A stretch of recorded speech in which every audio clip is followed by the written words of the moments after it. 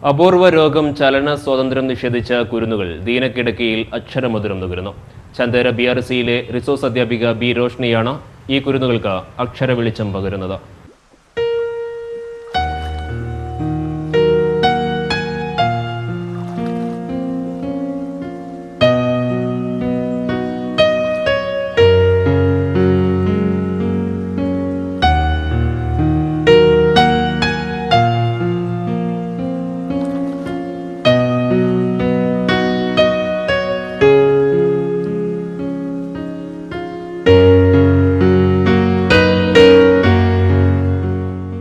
അപൂർവ രോഗം ചലന സ്വാതന്ത്ര്യം നിഷേധിച്ചപ്പോൾ അക്ഷര വെളിച്ചം പകരാനെത്തുന്ന ടീച്ചറമ്മ കുട്ടികൾക്ക് സാന്ത്വനമാകുന്നു. എടച്ചക്കൈ പാലത്തേരിയിലെ യാസിർ റാഫത്ത്, കുഞ്ഞായിഷ ദമ്പതികളുടെ 7 വയസ്സുകാരി അസീറയും 4 വയസ്സുകാരി ആമിനയുമാണ് ജന്മനാ ബാധിച്ച രോഗത്തിൻ്റെ തളർച്ചയിലും അക്ഷരലോകത്ത് പിച്ചവയ്ക്കുന്നത്. ശാരീരികവും മാനസികവുമായ വെല്ലുവിളി നേരിടുന്ന കുട്ടികളെ പൊതുവിദ്യാഭ്യാസത്തിൻ്റെ ഭാഗമാക്കുന്നതിനായി SSA ആവിഷ്കരിച്ച IEDC പദ്ധതി പ്രകാരം ചന്ദേര BRCയിലെ റിസോഴ്സ് അധ്യാപിക ബി റോഷ്നിയാണ് ഇവർക്ക് വീട്ടിലെത്തി അക്ഷരമധുരം പകർന്നു നൽകുന്നത്. ഞാനിവർക്ക് അക്കങ്ങളും അക്ഷരങ്ങളും 1 വർഷമായി ഞാൻ പഠിപ്പിക്കാൻ തുടങ്ങിയിട്ട് അക്കങ്ങളും അക്ഷരങ്ങളാണ് ഇപ്പോൾ ഇവർക്ക് മെയിനായിട്ട് ഞാൻ നോക്കുന്നത്. പിന്നെ സ്കൂളിൽ പോകാനാണ് കുട്ടികൾക്ക് കൂടുതലും താല്പര്യം. എനിക്കിപ്പോൾ എല്ലാ ദിവസങ്ങളും വരാൻ പറ്റൂല, കാരണം ഞങ്ങൾക്കിപ്പോൾ വേറെ ഒരുപാട് കുട്ടികളുടെ അടുത്ത് പോകേണ്ടതുണ്ട്. അതുകൊണ്ട് കൂടുതലായും സ്കൂളുകളിൽ എത്തിച്ച് ആ ഒരു സൗകര്യം ഏർപ്പെടുത്താനാണ് മെയിനായിട്ടും ചെയ്യേണ്ടത്.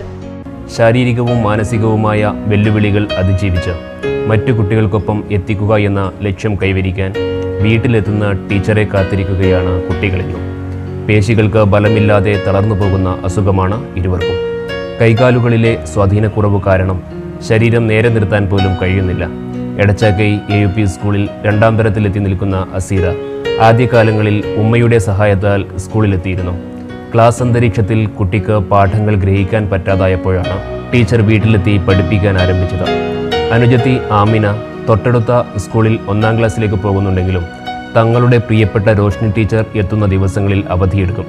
ടീച്ചർ എത്തുമ്പോഴേക്കും പാഠപുസ്തകങ്ങളും എടുത്ത് നേരത്തെ തന്നെ പഠിക്കാൻ തയ്യാറായിരിക്കും.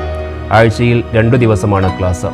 കണ്ണുകളും കൈകളും ഏകോപിപ്പിച്ചുകൊണ്ടുള്ള ലളിതമായ പാഠങ്ങളാണ് ഇപ്പോൾ ചെയ്യുന്നത്. മുത്തുകൾ നൂലിൽ കോർക്കുക, കളറിംഗ്, പാട്ടുപാടൽ, എണ്ണൽ തുടങ്ങിയവയാണ് ഇപ്പോഴത്തെ പഠന രീതി. ഇരുവരും നന്നായി പാടുകയും ചിത്രം വരയ്ക്കുകയും ചെയ്യും. ആദ്യകാലങ്ങളിൽ കാര്യങ്ങൾ ഗ്രഹിക്കാൻ പ്രയാസം അനുഭവപ്പെട്ടിരുന്നെങ്കിലും റോഷ്നി ടീച്ചറുടെ സാമീപ്യം ഇവർക്ക് അനുഗ്രഹമാവുകയായിരുന്നു. ടീച്ചറുടെ മുടങ്ങാതെയുള്ള ശിക്ഷണമാണ് ഇവരെ ഇങ്ങനെയെങ്കിലും ആക്കിയെടുത്തതെന്ന് കുട്ടികളുടെ മാതാവ് കുഞ്ഞായിഷ പറയുന്നു. ഇവരുടെ ബലഹീനതകൾ ലഘൂകരിക്കാനുതകുന്ന ഉപകരണങ്ങളും കസേരകളും SSA നൽകിയിട്ടുണ്ട്.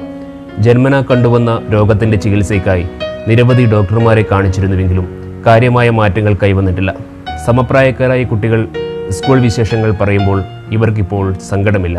കാരണം ഇവർക്കുമുണ്ട് പറയാനേറെ പഠന വിശേഷങ്ങൾ.